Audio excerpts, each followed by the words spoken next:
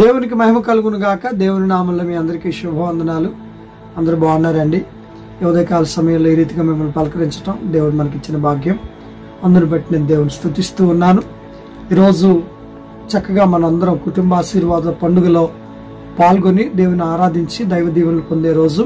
ప్రార్థించండి చక్కటి వాతావరణం కొరకు, ఆత్మీయ వాతావరణం కొరకు. ఈరోజు దేవుని వాక్యంలో నుండి సామెతల గ్రంథం 11వ అధ్యాయం 1వ వచనంలో, దొంగ త్రాసు యెహోవాకు హేయము, సరి అయిన గుండు ఆయనకిష్టము. ప్రియులారా, తూకం తూసేటప్పుడు దానిని గ్రాంధిక భాషలో త్రాసు అన్నారు. దానిని తప్పుగాను అబద్ధముగాను తూయడం అనేది దేవుని పిల్లలకైనటువంటి మనకు తగదు. అది దేవునికి హేయము. రెండవదిగా సరైన గుండు, తూకానికి సరిపడా రాయి చక్కగా అందులో వేస్తే అది దీవెనకరం, అది దేవునికి ఇష్టం.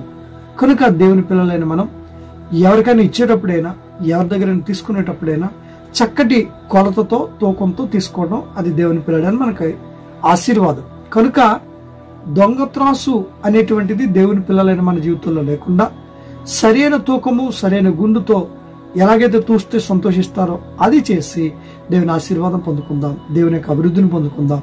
చక్కటి కొలతతో దేవుడి ఆశీర్వాదాలను కూడా మనం పొందుకుందాం. అట్టి దీవెన దేవుడు మనకు సమృద్ధిగా అనుగ్రహించును గాక. ఆమేన్.